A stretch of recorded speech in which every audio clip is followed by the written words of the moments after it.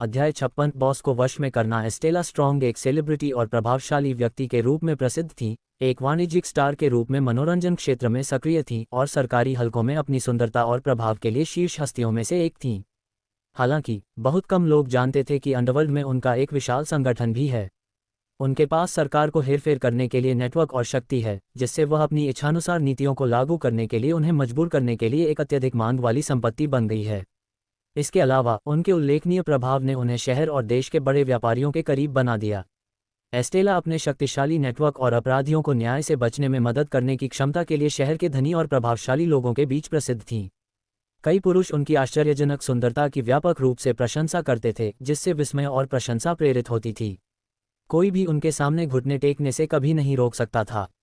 इसलिए जब एलिसिया के लाइव स्ट्रीमिंग वीडियो में उनका चेहरा दिखाई दिया तो इसने तुरंत ध्यान आकर्षित किया और कई दर्शकों ने उनकी सुंदरता पर टिप्पणी की। वाह, यह एस्टेला है, उनमें से एक ने कहा।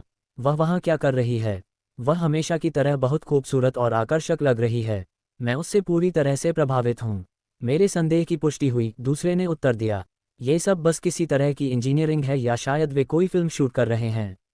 एस्टेला को देखो, वह एक बहुत ही खतरनाक माफिया बॉस की भूमिका निभा रही है। वह इस भूमिका के लिए बिल्कुल फिट बैठती है। उसकी सुंदरता बेजोड़ है। ओह एस्टेला, पहले वाले ने स्वप्निल भाव से आह भरी। मैं हर रात उसके बारे में कल्पना करता हूँ। मैं पूरी तरह से उससे मोहित हूँ। मुझे वास्तव में उम्मीद है कि वह इस दृश्य में एक अद्भुत काम करेगी। क्या आपको अभी भी लगता है कि यह वीडियो नकली है? दूसरे ने पूछा। मिस्टर ग्लिट्जी ने पहले भी क्लॉडिना को बचाया था और क्लॉडिना ने कुछ दिन पहले अपने एकल संगीत कार्यक्रम में इसका उल्लेख भी किया था। मुझे यकीन है कि यह वास्तव में हुआ था, इसलिए शायद एस्टेला वास्तव में एक माफिया संगठन की नेता है। क्या तुम लोग पागल हो? पहले वाले ने उपहास किया। एस्टेला की ऐसी पृष्ठभूमि कैसे हो सकती है? क्या तुम नहीं देख सकते? वह एक आकर्षक चेहरे वाली बेहद खूबसूरत महिला है जिसे कई पुरुष पसंद करते हैं। तुम लोग इतने भोले हो कि यह सोचना कि यह घटना वास्तविक है। उसी समय एस्टेला हंस पड़ी क्योंकि जब उसने आथा से उसका हाथ चूमने के लिए कहा तो वह चुप रहा। यह उसके जीवन में पहली अस्वीकृति थी और वह इसे अनदेखा नहीं करने वाली थी। उसने अपना दाहिना हाथ उठाया, अपने आदमियों को नीचे खड़े होने का संकेत दिया।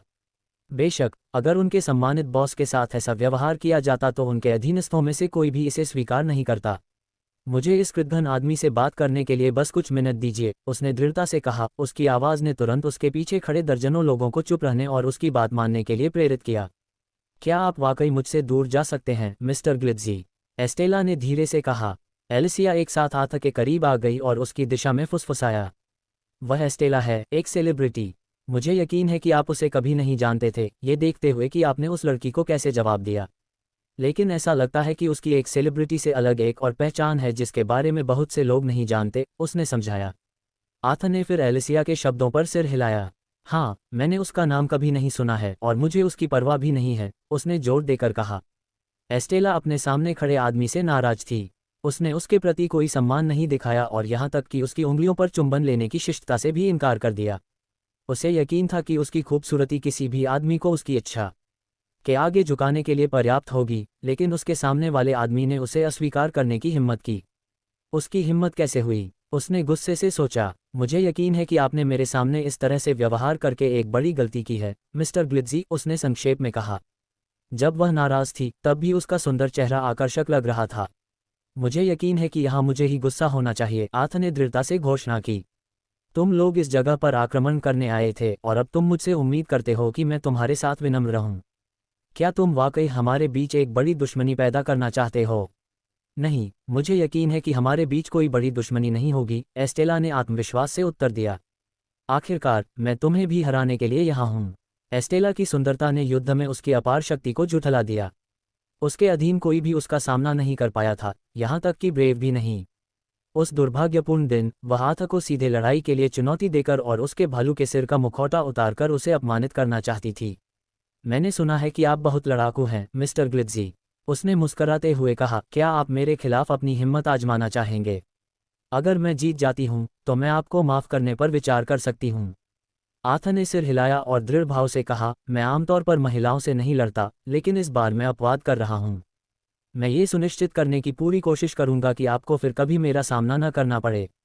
अपने बॉस की बातचीत सुनकर ब्रेव उसके पास गया और आत्मविश्वास से कहा, बॉस, तुम्हें बीच में आने की जरूरत नहीं है, मुझे इस बेवकूफ़ आदमी को पीटने दो। मुझे यकीन है कि मैं इसे सिर्फ एक बार में ही कर सकता हूँ। हालांकि एस्टेला ने फुर्ती से अपनी मुट्ठी पीछे की ओर फेंकी और ब्रेव जमीन पर गिर गया। तुमने इतने लंबे समय तक ये काम करके मुझे निराश किया है। अब चुप रहो और देखो कि मैं इस आदमी को कैसे हराता हूँ। इस पर क्रैकन के सभी लोगों को डर का एहसास हुआ। ये पहली बार था जब उन्होंने क्रैकन को इतना क्रोधित देखा था और उन्होंने कभी किसी आदमी को उनके सामने सीधे अपमानित करने की हिम्मत करते नहीं देखा था। मुझे यकीन है कि यह उस बेवकूफ़ आदमी का अंत है। वह हमारे बॉस की एक भी मार नहीं झेल पाएगा, उनमें से एक ने कहा। मैं बहुत गुस्से में हूँ, मैं खुद उस आदमी को सबक सिखाना चाहता हूँ। उसने मेरे बॉस का अपमान करने की हिम्मत की है, एक और ने कहा। मैं सुनिश्चित करूंगा कि इसके बाद उसे पीड़ा हो। मैं इसे और बर्दाश्त नहीं कर सकता, एक और ने कहा। एस्टेला ने आथ की ओर इशारा किया और दृढ़ता से कहा, अब मुझसे लड़ो। और अगर तुम मुझे हराने में कामयाब हो गए तो मैं तुम दोनों को जाने देने के बारे में सोचूंगी। आथ ने चुपचाप जवाब दिया, मैं तुम्हें फिर भी हराऊंगा और मैं तुम्हें सख्त चेतावनी भी दूंगा कि भविष्य में ऐसा दोबारा न करो। फिर उसने अपना क्लब वापस फेंक दिया। एस्टेला ने फिर लड़ने का रुख अपनाया, उसकी मुट्ठियां भींची हुई थीं और वह आथ पर हमला करने के लिए तैयार थी। तुम्हें लगता है कि तुम मुझसे बात करके बच सकते हो मिस्टर ग्लिट्जी, अब तुम मेरे हमले की ताकत महसूस करोगे। एस्टेला आगे बढ़ी, उसका पैर आथ के भालू के सिर वाले मुखौटे पर लात मारने के लिए उठा। लेकिन आथ ने आसानी से उसके हमलों को चकमा दिया, एक ही हरकत में उसके पैर को छूकर उसे कुछ कदम पीछे उड़ा दिया। एस्टेला ने आत्मविश्वास से मुस्कुराते हुए घोषणा की, ये केवल शुरुआत है, लेकिन ऐसा लगता है कि तुम वास्तव में अपनी प्रतिष्ठा पर खरे उतरते हो। अध्याय की रिपोर्ट करें, टिप्पणियां, संपर्क, टॉस साइट मैप दान करें, मेनू दिखाएं, उपन्यास, नाटक, उपन्यास अजय आथ गार्डनर, अध्याय 57, बॉस को बंधक बनाना, गुना, विशेष ऑफर के साथ नोवेल बिन स्टोर में आपका स्वागत है। उपन्यास से संबंधित उत्पादों पर सर्वोत्तम सौदे प्राप्त करने के लिए https://novelbin.store पर प्रोमो कोड 6B95HKJN का उपयोग करें। खरीदारी का आनंद लें। अजय आथ गार्डनर C57, बॉस को बंधक बनाना, अध्याय 57, बॉस को बंधक बनाना। एस्टेला आगे बढ़ी, आथ पर मुकों की झड़ी लगा दी। लेकिन आथ ने उसके प्रत्येक हमले को बिजली की तेजी से चकमा दिया और टाल दिया। लगभग ऐसा लगा जैसे वह लड़ाई का आनंद ले रहा हो, शारीरिक प्रभुत्व से अधिक कुछ खोज रहा हो। उसकी हरकतें सटीक और गणनात्मक थीं, जैसे कि वह एस्टेला और आपराधिक अंडरवर्ल्ड के साथ उसके संबंधों को समझने के लिए कुछ गहरी खोज करने की कोशिश कर रहा हो। तुम मुझे क्यों चकमा दे रहे हो? रक्षात्मक रुख। मैं कोई खेल बर्दाश्त नहीं करूंगा। अगर तुम मुझसे गंभीरता से नहीं लड़ोगे तो मैं वादा करता हूं कि मैं तुम पर कोई दया नहीं दिखाऊंगा और तुम्हें मेरा अपमान करने की हिम्मत की कीमत नहीं चुकानी पड़ेगी। आथ की प्रतिक्रिया बस एक हल्की मुस्कान थी, क्योंकि उसने कहा, यह सच है, अंडरवर्ल्ड काफी डरावना हो सकता है। जब एक उच्च अधिकारी मेरे पास आया तो मैं बहुत डर गया था। आथ ने जानबूझकर एस्टेला के गुस्से को भड़काया ताकि उससे अधिक जानकारी प्राप्त की जा सके। क्या एस्टन भी तुम्हारा दोस्त है? उसने पूछा। अगर वह मुझसे दुश्मनी रखता था तो वह खुद मेरे पास क्यों नहीं आया? एस्टन अंडरवर्ल्ड के 5 नेताओं में से एक है, एस्टेला ने घोषणा की, लेकिन उसका स्तर मेरे से बहुत कम है। मैं चाहूं तो उसे और उसकी पूरी सेना को आसानी से खत्म कर सकती हूं, तुम्हारे साथ साथ, जैसा कि मैंने इस बार किया। उसका इरादा केवल आथ की युद्ध क्षमता का परीक्षण करना था। हालांकि ऐसा लग रहा था कि वह केवल उससे जानकारी निकालने की कोशिश कर रहा था और उनकी झड़प को गंभीरता से नहीं ले रहा था। एस्टेला को लगा कि उसे उससे निपटने में अधिक गंभीर होना चाहिए। वह उसे जाने नहीं दे सकती थी और भी अधिक शक्तिशाली हो गई। क्या आप अंडरवर्ल्ड में शामिल होने में रुचि रखते हैं, मिस्टर ग्लिट्जी? एस्टेला ने पूछा। वास्तव में नहीं, आथ ने शांति से उत्तर दिया। मेरा लक्ष्य एक शांतिपूर्ण जीवन जीना है, और अगर इसका मतलब है कि मुझे आपसे और अंडरवर्ल्ड के अन्य 4 नेताओं का सामना करना पड़ता है, तो मैं उस चुनौती का सामना करने के लिए तैयार हूं। वह अंडरवर्ल्ड चलाने वाले 5 लोगों से वाकिफ था और जानता था कि एस्टेला और एस्टन उनमें से हैं। वह जानता था कि उसने उन्हें उकसाया था और अपने कार्यों के लिए कुछ प्रतिशोध की उम्मीद कर रहा था। इसके बावजूद उसने अपना धैर्य बनाए रखा। उम्मीद है कि वह उनकी असली ताकत को पहचान पाएगा और किसी भी संभावित संघर्ष के लिए खुद को तैयार कर पाएगा। क्या हमें अपने बॉस की मदद करनी चाहिए? एस्टेला के लोग बेचैन हो रहे थे, उनका गुस्सा बढ़ रहा था, क्योंकि वे देख रहे थे कि उनके बॉस ने आथ को तुरंत नहीं पीटा। क्या तुम पागल हो? क्या तुम सच में सोचते हो कि हमारा बॉस, जो लड़ाई में बहुत अच्छा है, उस बेवकूफ़ आदमी से हार जाएगा? उसे देखो, वह बस अपने शिकार के साथ खेल रही है। हमारा बॉस बहुत मजबूत है, उसे आसानी से हराया नहीं जा सकता, उनमें से एक ने आश्वस्त किया। अगर एस्टेला को कुछ भी हुआ तो वे सभी एक साथ हमला करने के लिए पूरी तरह तैयार थे, और वे आथ को हराने के लिए अधीर लग रहे थे। मैं क्रैकन का अपमान करने वाले किसी भी व्यक्ति को चैन की सांस नहीं लेने दूंगा, उनमें से एक ने गुस्से से कहा। मूल सामग्री नोवेल ड्रामा ऑग से। आथा को लगा कि उसके पास एस्टेला से पर्याप्त जानकारी है और वह तुरंत अपनी लड़ाई खत्म करना चाहता था। आप गंभीर हो रहे हैं मिस्टर ग्लिट्जी, एस्टेला ने तीखी आवाज में कहा। उसका गुस्सा भड़क उठा। मुझे ऐसा लगता है, उसने शांति से उत्तर दिया। उस समय एस्टेला तेजी से आथा की ओर झपटी और तेजी से मुट्ठियां मारने लगी। हालांकि आथा ने उसके दोनों हाथ तेजी से पकड़ लिए। तुम क्या कर रहे हो? मुझे जाने दो, वह गुस्से से चिल्लाए। हल्के से मुस्कुराते हुए आथा ने एस्टेला के शरीर को दूर फेंक दिया और उसके पेट पर एक जोरदार मुक्का मारा, जिससे वह जमीन पर गिर गई। फिर उसने अपने घुटने से उसकी पीठ को दबाया और उसके हाथों को उसकी पीठ के पीछे पकड़ लिया। एस्टेला के भाग्य को देखते हुए उसके सभी आदमी जल्दी से हमला करने के लिए तैयार हो गए और आथा के पास पहुंच गए। अगर तुम और करीब आओगे तो मैं तुम्हारे मालिक की सुरक्षा की गारंटी नहीं दूंगा, आथा ने चिल्लाया। क्या तुमने यही योजना बनाई थी? तुम इतनी काया हो कि तुम हमारे मालिक को बंधक बना लोगी? आथा के करीब खड़ा ब्रेव भी गुस्से में दिखाई दिया और करीब आकर हमला करने की कोशिश की। एलिसिया फिर तेजी से आथा के सामने आ गई और ब्रेव के सामने खड़ी हो गई। मैं इससे आगे जाने की सलाह नहीं देती, उसने गुर्राहट के साथ कहा। मैं आप सभी से लड़ने में संकोच नहीं करूंगी और आपका बॉस हमारे हाथों में है। मुझे यकीन है कि आप नहीं चाहती कि उसके साथ कुछ हो, है ना? एस्टेला को आथा ने बंदी बना लिया था, उसे अपनी मजबूत पकड़ में कसकर जकड़ लिया था। उसने उसे खड़े होने के लिए मजबूर किया और सीधे उसके पीछे खड़ा हो गया। उसका दाहिना हाथ उसकी गर्दन को पकड़ रहा था और उसका बायां हाथ उसकी बाहों को जगह पर जकड़े हुए था, जिससे वह हिल नहीं पा रही थी या वापस नहीं लड़ पा रही थी। क्या आप मुझे सिर्फ इसलिए बंद कर रहे हैं ताकि आप मुझे छू सकें मिस्टर ग्लिट्जी? उसने कहा। उसकी आवाज़ में उत्तेजना थी। क्या अब आप संतुष्ट हैं? क्या आप इसे आगे ले जाने की योजना बना रहे हैं? क्या आप मुझे इतना बुरी तरह से छूना चाहते हैं कि आप मेरे साथ ऐसा करेंगे? मुझे लगा कि आप एक सज्जन व्यक्ति हैं, लेकिन आपने मुझे कैदी बना लिया है। क्या आपको लगता है कि आप इससे बच सकते हैं? आप वास्तव में इस बारे में बहुत ज़्यादा सोच रही हैं, एस्टेला, आथा ने उसके उकसावे को अनदेखा करते हुए जवाब दिया। एलेंसिया द्वारा लाइव दिखाया गया वीडियो अचानक बंद हो गया, जिससे कुछ दर्शक ये सवाल करने लगे कि मिस्टर ग्लिट्जी और एस्टेला के बीच लड़ाई में आगे क्या होगा। यह आदमी वाकई मूर्ख है, एक व्यक्ति ने कहा। जब दृश्य सबसे रोमांचक भाग पर पहुंचता है तो लाइव स्ट्रीमिंग क्यों बंद करनी पड़ती है? क्या किसी को पता है कि यह कहाँ हुआ? बेहतर होगा कि हम इसे अपने लिए रिकॉर्ड करें, एक और ने सुझाव दिया। अरे तुम लोग इस चैनल पर वीडियो देखो, ऐसे लोग हैं जो अलग अलग एंगल से ऐसी ही घटनाएं दिखा रहे हैं, एक तीसरे ने कहा। क्या ये सच है? हाँ, ये सच है। चलो अब इसे देखते हैं, एक और ने घोषणा की। ब्रेव और उसकी पूरी सेना ने आथा को हर तरफ से घेर लिया। वे अपने गोल्फ क्लबों से लैस होकर उसे सबक सिखाने के लिए तैयार थे। हालांकि वे सतर्क थे, क्योंकि वे नहीं चाहते थे कि उनके बॉस को कुछ हो जाए। उसे जाने दो, ब्रेव ने एक कदम और आगे बढ़ते हुए चिल्लाया। अगर तुम हमारी बात नहीं मानोगे तो मैं तुम्हें पीटने में संकोच नहीं करूंगा। आथा ने एस्टेला पर अपनी पकड़ इतनी मजबूत रखी कि ऐसा लगा कि वह लकवाग्रस्त हो गई है। अब आप क्या करने की योजना बना रहे हैं मिस्टर ग्लिट्जी? उसने शांत स्वर में पूछा। एलिसिया, जिसका चेहरा अब पीला पड़ गया था, आथा की ओर मुड़ी। वह पहली बार डर से घिर गई, अपने लिए नहीं बल्कि आथा के लिए, अपनी गलतियों के लिए। ओप्पा, उसने धीरे से फुसफुसाया, मुश्किल से निगलते हुए। हमें क्या करना चाहिए? क्या मुझे खुद को सौंप देना चाहिए?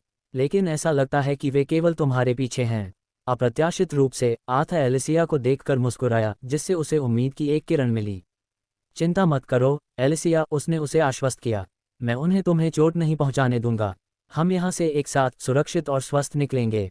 इस विचार से एलिसिया का दिल गर्म हो गया, हालांकि उसे अभी भी नहीं लगता था कि यह संभव है। उसने खुद से सोचा, क्या उसके पास कोई योजना है? वह क्या योजना बना रहा है? अध्याय की रिपोर्ट करें, टिप्पणियां, संपर्क, टॉस साइट मैप दान करें, मेनू दिखाएं, उपन्यास, नाटक, उपन्यास, अजय आथ गार्डनर, अध्याय 58, राहत की सांस, गुना, विशेष प्रस्तावों के साथ नॉवेल बिन स्टोर में आपका स्वागत है। उपन्यास से संबंधित उत्पादों पर सर्वोत्तम सौदे प्राप्त करने के लिए https://novelbin.store पर प्रोमो कोड 6B95HKJN का उपयोग करें। खरीदारी का आनंद लें। अजय आथ गार्डनर C58, राहत की सांस, अध्याय 58, राहत की सांस देखने वाले अविश्वास में थे, क्योंकि उनमें से एक ने कहा, वाह, यह अविश्वसनीय है। मिस्टर ग्लिट्जी ने वास्तव में एस्टेला को बंधक बना लिया है, ये बहुत ज़्यादा है। जैसे ही उन्होंने आथा के साथ लाइव स्ट्रीम पर घटनाओं को देखा, और भी लोग घटनास्थल पर पहुंचने लगे, जिनमें से प्रत्येक ने इस मामले पर अपनी अपनी राय दी। जल्दी से उस पर हमला करो, एस्टेला ने हताश होकर चिल्लाया। उसकी आंखें तत्परता से चौड़ी हो गईं। उसके आदमी आगे बढ़े, लेकिन आथा की पकड़ उस पर और मजबूत हो गई, और एस्टेला दर्द से कराह उठी। कोई भी आगे आने की हिम्मत नहीं करता, एलिसिया ने धमकी भरी आवाज में कहा। अगर आप में से कोई भी हमला करने की हिम्मत करता है तो मैं एस्टेला को घायल करने या मारने में संकोच नहीं करूंगी। जल्दी से भाग जाओ। एलिसिया के हाव भाव बदल गए थे, उसकी घबराहट और भी ज्यादा दिखने लगी थी। वह आथ की रक्षा करना चाहती थी, उसे इस खतरनाक स्थिति से दूर रखना चाहती थी। अगर मैंने आज आथ ओप्पा को इस जगह पर आमंत्रित नहीं किया होता, उसने मन ही मन सोचा, शायद ये सब कुछ नहीं होता। उसी क्षण एक हेलीकॉप्टर के ब्लेड की आवाज तेजी से हवा में भर गई और वह सीधे उन सभी के ऊपर मंडरा गया। क्या ये हेलीकॉप्टर किसका है? एस्टेला के आदमी स्पष्ट रूप से हैरान थे, उनमें से कुछ लोग सदमे में ऊपर देख रहे थे। यहाँ से चले जाओ, नहीं तो हम गोली मार देंगे। हेलीकॉप्टर से एक आवाज आई, एक राइफल नीचे की ओर इशारा कर रही थी। फिर एक गोली चलाई गई, जो सामने खड़े ब्रेव को बाल बाल बच गई। आथ ने तुरंत एलिसिया को तैयार होने का संकेत दिया। एलिसिया, हेलीकॉप्टर के नीचे आते ही उसमें चढ़ने के लिए तैयार हो जाओ, उसने कहा। एलिसिया हैरान रह गई। निश्चित रूप से उसका संदेह सच साबित हुआ। आथ के पास उस जगह से भागने की योजना थी। उसने सहमति में जल्दी से सिर हिलाया। हेलीकॉप्टर धीरे धीरे नीचे उतरा। कॉकपिट में मौजूद 2 लोग नीचे भीड़ पर नजर रख रहे थे। अगर कोई आथ के बहुत करीब आता तो वे चेतावनी देने के लिए गोली चलाने के लिए तैयार थे। जब हेलीकॉप्टर जमीन से सिर्फ 2 मीटर दूर था तो एलिसिया लैंडिंग स्किड पर कूद गई और ऊपर चढ़ गई। ओप्पा, उसने आथ को चिल्लाकर कहा। चिंता मत करो एलिसिया, उसने वापस पुकारा। मैं तुम्हारे ठीक पीछे आऊंगा। एलिसिया पहले से ही हेलीकॉप्टर में थी, लेकिन आथ अभी भी एस्टेला को पकड़े हुए था, उसकी पकड़ मजबूत थी। तो क्या तुम मुझे भी अपने साथ ले जाओगे, मिस्टर ग्लिट्जी? एस्टेला ने बोलने की कोशिश की, उसकी आवाज़ कांप रही थी, जबकि आथ चुप रहा।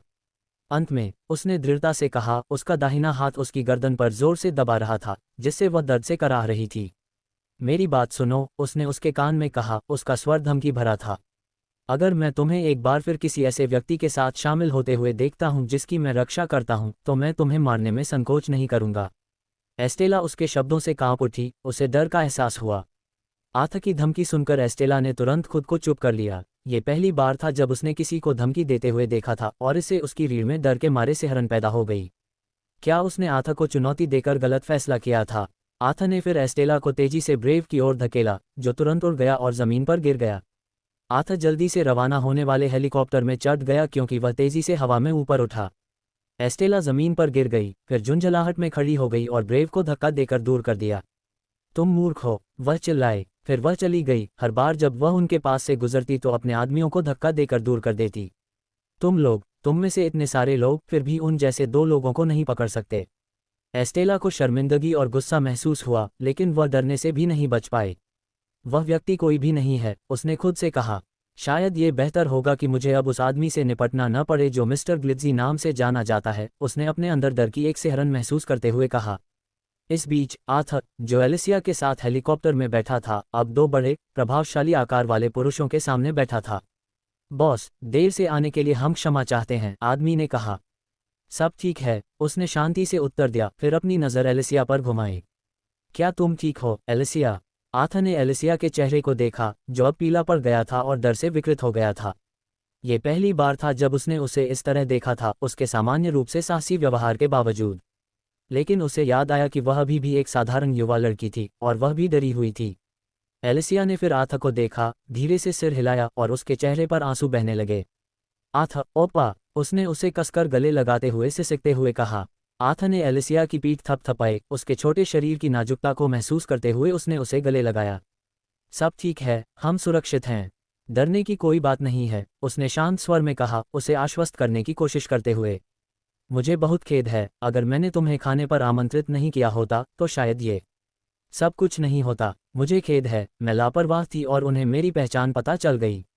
मैंने तुम्हें लगभग खतरे में डाल दिया था, एलिसिया ने कहा, उसकी आवाज़ शर्म से कांप रही थी। एलिसिया अपनी सुरक्षा के बारे में नहीं रो रही थी, वह आथ के बारे में चिंतित थी, उसे संभावित रूप से खतरे में डालने के लिए दोषी महसूस कर रही थी। मैं नहीं चाहती कि तुम्हें कुछ हो। मुझे खेद है, ओप्पा, उसने कहा, उसके आंसू अब उसके सीने से बह रहे थे। नहीं, ये ठीक है, आथ ने उत्तर दिया, अभी भी उसे शांत रखने का प्रयास कर रहा था।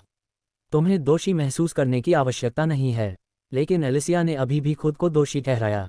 वह और भी जोर से रोई और आथ के शरीर को गले लगा लिया। उसे दोषी और खुश दोनों महसूस हुआ क्योंकि आथ आखिरकार सुरक्षित था। मैं और अधिक सावधान रहने की कोशिश करूंगा। मैं लापरवाह नहीं रहूंगा, मैं ऐसा दोबारा नहीं होने दूंगा। मैं वास्तव में नहीं चाहता कि तुम्हारे साथ कुछ बुरा हो। एलिसिया ने अपनी आत्मा की गहराई से बात की, एक ऐसी ईमानदारी और भावना की तीव्रता प्रदर्शित की जिसे उसने पहले कभी अनुभव नहीं किया था। वह आथा के लिए अपनी भावनाओं से अभिभूत थी, यह मानते हुए कि वह उसके जीवन में सबसे महत्वपूर्ण व्यक्ति था और वह अपनी पूरी क्षमता का एहसास कराने में उसकी मदद करने के लिए अपनी शक्ति में सब कुछ करना चाहती थी। उसने इन इरादों को अपने दिल के करीब रखा। बधाई हो, आपको एक साथी मिल गया है। Alicia Morel 1955। एलिसिया ने अपनी नसों के माध्यम से अपराध की गहरी भावना महसूस की जब उसे एहसास हुआ कि उसने अपने जीवन के महत्वपूर्ण लोगों को कैसे खतरे में डाल दिया है।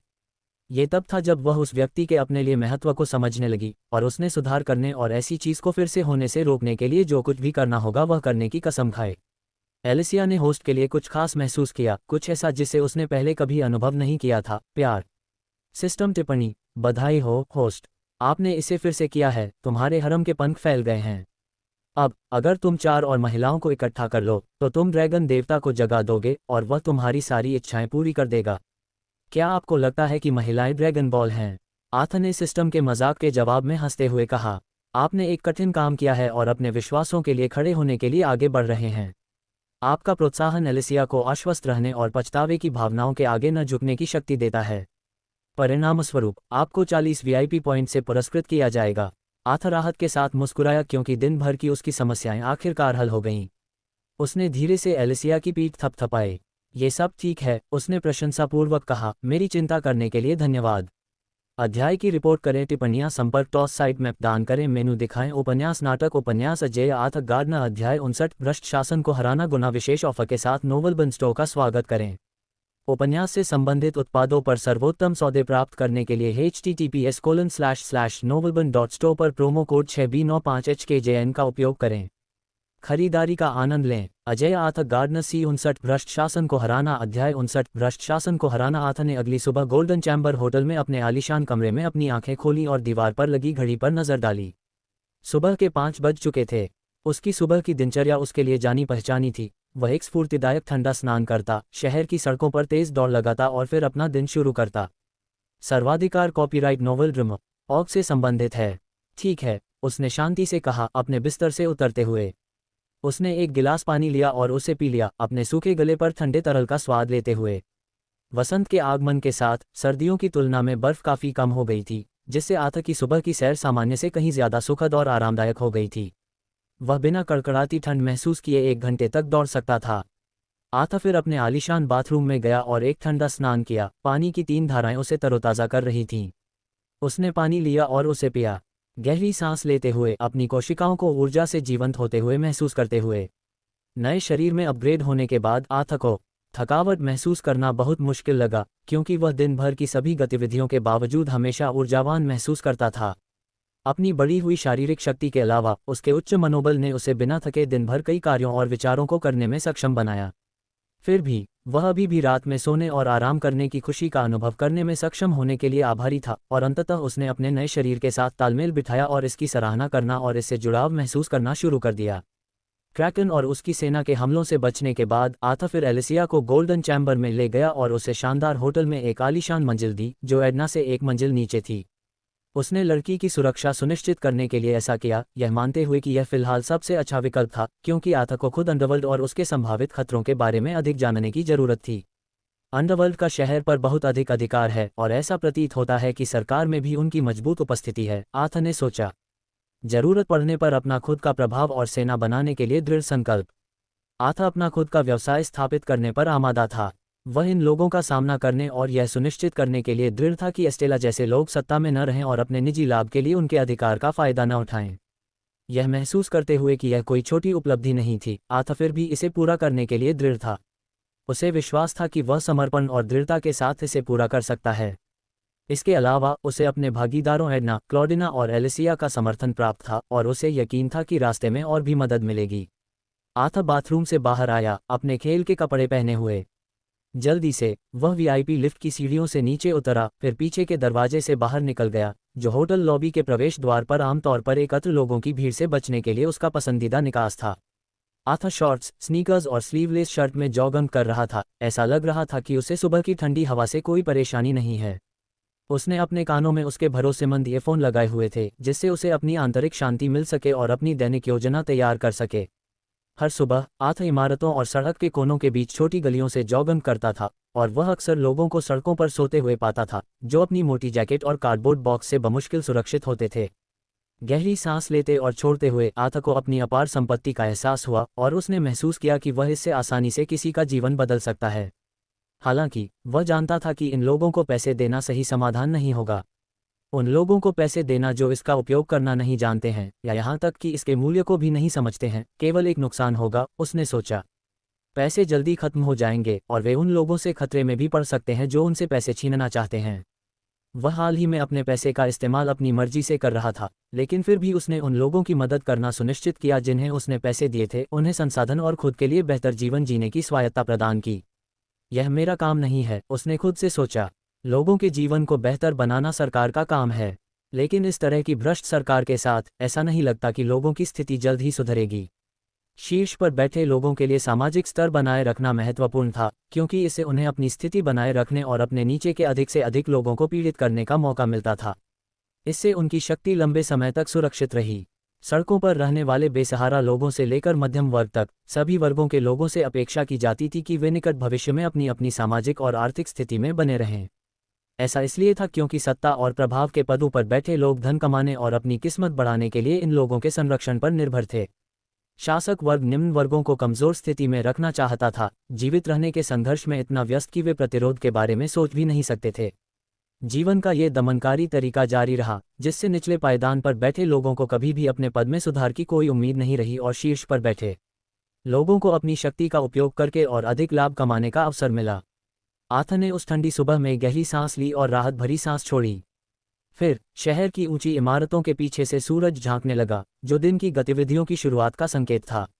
लेकिन उसने अपना मन बना लिया था, मैं चीज़ों को बेहतर बना सकता हूँ अपने तरीके से। गोल्डन चैम्बर होटल के करीब दौड़ते हुए वह रुका।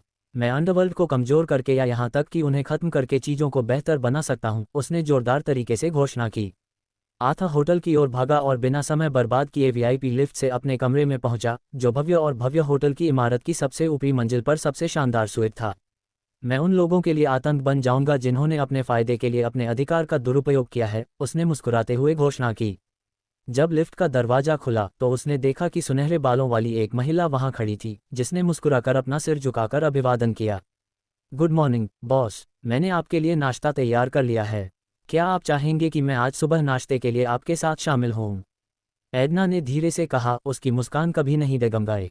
हाँ एडना, ये बहुत अच्छा होगा, आथ ने संयमित तरीके से उत्तर दिया। अध्याय की रिपोर्ट करें, टिप्पणियां संपर्क टॉस साइट में दान करें, मेनू दिखाएं, उपन्यास नाटक उपन्यास अजय आथ गार्डनर अध्याय 60 एक स्वादिष्ट नाश्ता गुना विशेष प्रस्तावों के साथ नोबलबन स्टोर में आपका स्वागत है। उपन्यास से संबंधित उत्पादों पर सर्वोत्तम सौदे प्राप्त करने के लिए https://novelbun.store पर प्रोमो कोड 6B95HKJN का उपयोग करें। खरीदारी का आनंद लें। अजय आथ गार्डनर C60 एक स्वादिष्ट नाश्ता अध्याय 60 एक स्वादिष्ट नाश्ता। अपनी सुबह की सैर के बाद आथ अपने आरामदायक कपड़े पहनने से पहले एक बार फिर से नहाने के लिए वापस आया। घर के कपड़े पहने, फिर वह एडना के सामने आलीशान फ्लोर पर डाइनिंग टेबल पर बैठ गया और साथ में आराम से नाश्ता किया, छोटी छोटी बातें की। आथा को एक दिन पहले माको का संदेश याद आया और उसने तुरंत एडना से इस पर चर्चा की। वास्तव में, आथ ने कहा, मैं सोच रहा था कि क्या तुम मेरी कुछ मदद कर सकती हो। एडना ने अपना चेहरा उठाया और अपना सिर झुकाया, उसके चेहरे पर एक सवालिया भाव था। हाँ बॉस, उसने पूछा। माको ने मुझे कार रेस के लिए चुनौती दी थी और इसे कल के लिए निर्धारित किया था, आथ ने समझाया। उसने 3 राउंड का सुझाव दिया, जिसमें हम में से प्रत्येक एक राउंड में भाग लेगा। जो सबसे अधिक राउंड जीतेगा उसे विजेता घोषित किया जाएगा, उसने आगे कहा। सोच समझकर रुकते हुए उसने सोचा कि वह कल तक कम से कम 2 रेस कैसे जीत सकता है। तो बॉस, एडना ने कहा, क्या मैं माको के साथ कल की रेस के लिए आपकी तैयारी में कुछ मदद कर सकती हूँ? आथ ने माको के प्रस्ताव को अस्वीकार करने का तरीका सोचने की कोशिश की, लेकिन वह जानता था कि उसके अस्वीकार करने से माको खुश होगा। आखिरकार माको ने आथ को रेस के लिए चुनौती दी थी। अगर उदाहरण के लिए मैं एक राउंड जीत सकता हूं, आथ ने शुरू किया, तो मुझे एक और राउंड जीतने के लिए किसी और की ज़रूरत है जो रेसिंग में अच्छा हो। क्या आपको लगता है कि माको ने इस रेस को जीतने के लिए 2 पेशेवर रेसर रखे हैं, बॉस? क्या हमें भी ऐसा ही करना होगा? अगर आपको इसकी ज़रूरत है तो मैं आज इसका ध्यान रख सकती हूं और सुनिश्चित कर सकती हूं कि कल हमारे पास आपके लिए 2 अतिरिक्त प्रतिभागी हों, एडना ने पूछा, आथ के सामने आने वाली समस्या का समाधान प्रदान करने की पूरी कोशिश करते हुए। वह जानती थी कि माँ को बदला लेने के लिए बाहर था और अगले दिन आथा के लिए कार रेस जीतना आसान नहीं होने देगा। आथा को पता था कि माको के साथ उसकी जो रेस होने वाली थी वह शायद बेकार होगी। फिर भी माको के खिलाफ उसके दिल में गहरी नाराजगी पनप रही थी। अगर माको उसके साथ लड़ाई जारी रखता तो आथा उसे पूरी तरह से परास्त करने और उसे अपमानजनक हार देने के लिए दृढ़ संकल्प था। आथा के पास ब्राउन कंपनी को खरीदने की महत्वाकांक्षी योजना थी। वह व्यवसाय जहां माको काम करता है और आथा खुद पहले एक चौकीदार के रूप में काम करता था। उनकी प्रेरणा ब्राउन कंपनी की निर्माण और विकास कंपनी के रूप में अपार क्षमता थी, जिससे आथा के लिए अपनी योजनाओं को लागू करना आसान हो जाएगा। ठीक है, तो एडना, आथा ने अपनी आवाज़ में दृढ़ लेकिन दोस्ताना अंदाज में कहा, मेरे लिए ये करो, कल रेस में मेरी मदद करने के लिए 2 पेशेवर रेसर ढूंढो और पता लगाओ कि ब्राउन कंपनी के कितने शेयर सार्वजनिक रूप से कारोबार किए जाते हैं, फिर उन सभी को खरीद लो। साथ ही देखो कि क्या तुम मुझे कंपनी को पूरी तरह से हासिल करने का कोई तरीका ढूंढ सकती हो। एडना आथा के अनुरोध पर थोड़ा हैरान हुई, लेकिन फिर उसे याद आया कि जब उसने गोल्डन पार्क रेस्तरां और गोल्डन पार्क होटल का अधिग्रहण किया था तब भी उसने ऐसा ही किया था। कोई बात नहीं बॉस, उसने जवाब दिया। उसकी मुस्कान गर्मजोशी और आश्वस्त करने वाली थी। मैं आपकी हर बात का ख्याल रखूंगी। आथा ने एलिसिया को याद किया और एडना की तरफ देखा। एलिसिया की हालत कैसी है? उसने पूछा, पिछले दिन की घटनाओं के बाद उसकी भलाई के बारे में चिंतित। एडना ने कोमलता से मुस्कुराया और धीरे से सिर हिलाया। वह एक मजबूत लड़की है, वह अभी भी उन कठिनाइयों के बावजूद मुस्कुराने में कामयाब हो सकती है जिनका वह सामना कर रही है। मुझे यकीन है कि वह पूरी तरह से ठीक हो जाएगी। मैंने उसे आज सुबह नाश्ते के लिए जगाया, लेकिन वह अकेले ही उठना चाहती थी और मुझे लगता है कि वह जल्द ही यहाँ आ जाएगी, उसने स्पष्ट किया। अच्छा तो, आथा ने मुस्कुराते हुए चुपचाप जवाब दिया। उस पल उन्होंने कमरे के दूर कोने में लिफ्ट का दरवाज़ा खुला देखा और उसमें से सुबह के कपड़े पहने काले बालों वाली एक लड़की बाहर निकली। एलिसिया, एडना ने अपनी कुर्सी से उठते हुए धीरे से कहा। हाय क्यूट, तुम कैसा महसूस कर रही हो? उसने एक गर्मजोशी भरी मुस्कान के साथ कहा जब लड़की उसके पास आई।